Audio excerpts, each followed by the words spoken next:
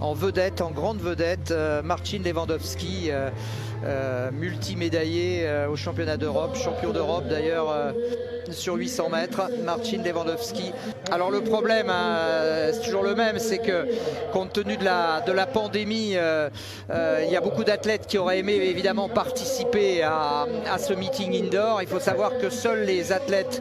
Le côté sportif n'a été que un petit côté bien sûr, il y a toute la logistique, il y a tous les tests à faire, toutes les bulles sanitaires à mettre en place. On va pas vous la faire longue, mais Dominique Habis a beaucoup de mérite d'avoir pu organiser ce meeting de Metz, alors que c'est parti pour ce 1500 mètres que l'on imagine promis à Marcin Lewandowski, mais allez savoir où il en est dans son état de forme.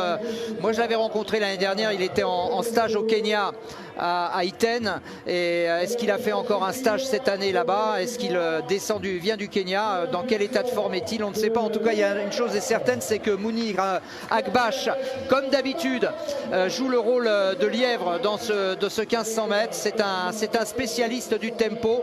Il faut savoir que c'est important d'avoir un lièvre de qualité sur le demi-fond si on veut réaliser des performances. Mais vous voyez que Mounir est parti fort, Quentin, parce que c'est déjà le peloton est déjà très étiré. Ouais.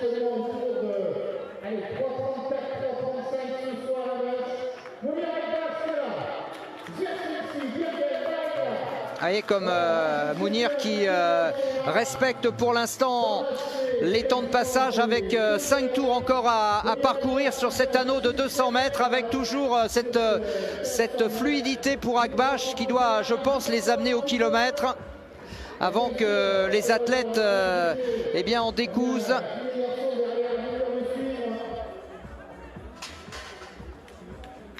L'important, c'est de garder le même rythme, d'arriver à maintenir la cadence.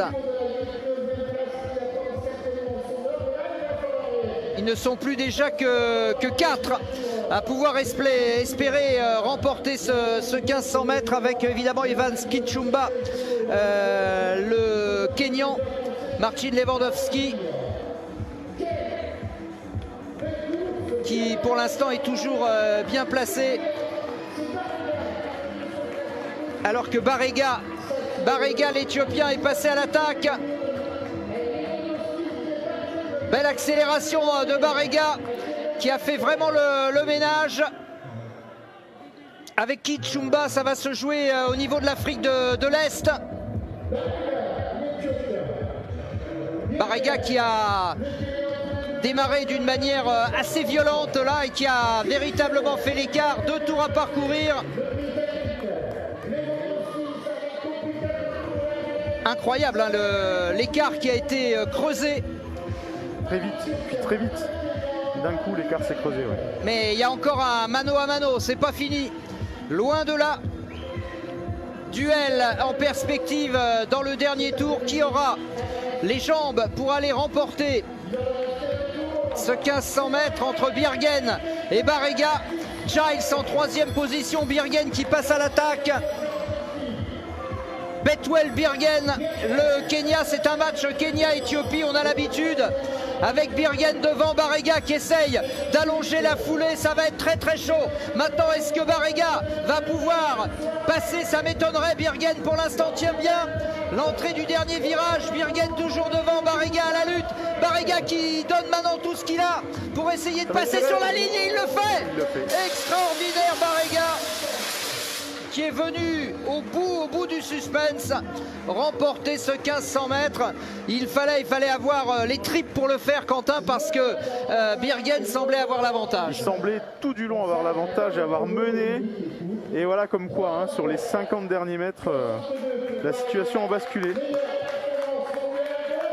Salomon Barega. Remarquable, hein, et 3:34,62 en salle.